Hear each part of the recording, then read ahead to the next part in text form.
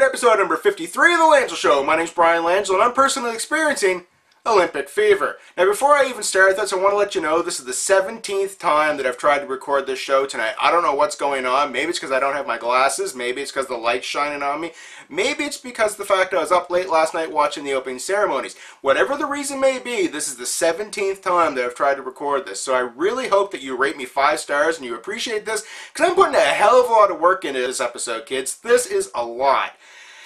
Whew, got that off my chest. There we go. So, like I said, last night, the opening ceremonies of the Olympics were absolutely amazing. If you watch them, you know what I'm talking about. If you missed them, don't worry. Langille's got you covered. I'm about to give you a 30-second recap of the opening ceremonies. I'm going to take 3 hours of footage and compress it into 30 seconds of talking. It's kind of like most of my dates in college, but that's okay. The opening ceremony started. There were some fireworks that lit up the city. It was amazing. There was an interpretive dance where people were on paper and they danced and it drew things. It was absolutely incredible to watch.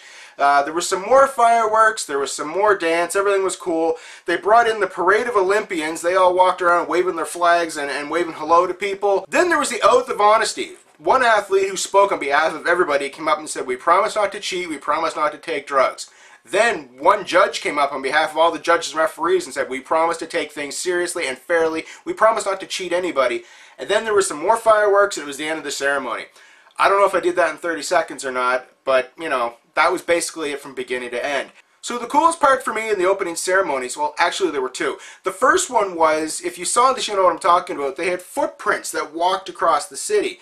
It was really amazing to see. I don't know how they did it, but it's kind of like magic. I don't want to know. I was just impressed by it. But they had 29 footprints that walked across the city. The camera panned out and you got to see the whole city skyline, and these footprints walked up to the arena. It was, man, I look like the puppet master.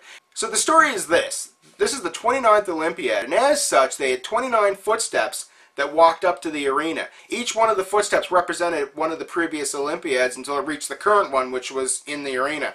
And the second cool thing is that I actually know somebody on Team Canada.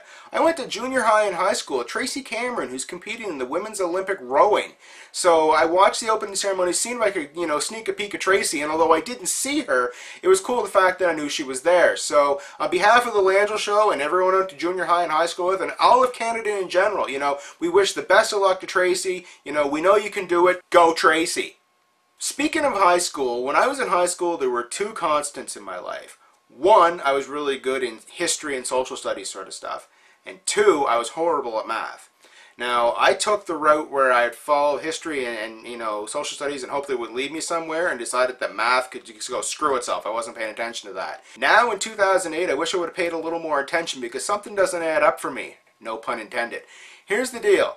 I know for a fact that there's 195 recognized countries in the world. That's cool. What I don't understand is the fact that there's 205, well, there were 205, I'll cover that in a second. There was 205 countries registered for the Olympics. Like I said, I'm not that good at math, but I'd like to know where these extra 10 countries came from, because I did a little research and I realized that although the Vatican City is recognized as a country, they're not eligible to compete in the Olympics. So if someone could explain to me where these other 10 countries came from, that would be awesome. Yeah, so 205 countries in the Olympics, but really there's 204. Now, I don't have all the details yet. I've got my crack team of researchers working on this to explain it to me, but there's one country that's missing. Now, there's only 204 countries competing because someone got sent home already. And I know what you're thinking. I mean, they must have really been on drugs. And no, that's not it. They weren't, you know, banned for doping or steroids or anything else. It's kind of like a story of mine when I was a kid when I went to Cub Camp and I forgot to register.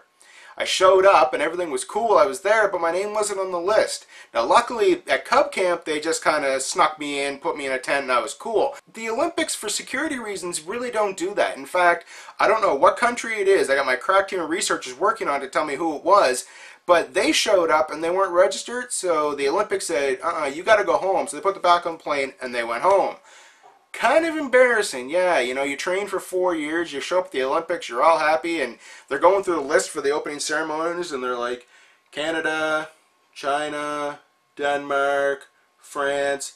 Who are you? You're not registered. You're out. And they sent them home. Yeah, so basically, you know, that whole opening ceremony, everyone's waving the flag and waving. Yeah, they weren't allowed to compete in that. In fact, they were probably on a plane back home by that point. Yeah, that's gotta suck.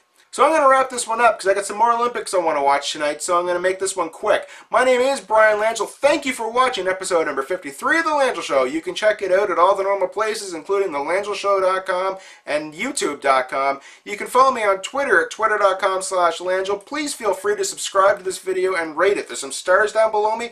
Click one. The higher the better. Also subscribe. It's a cool thing to do. All the cool kids are doing it.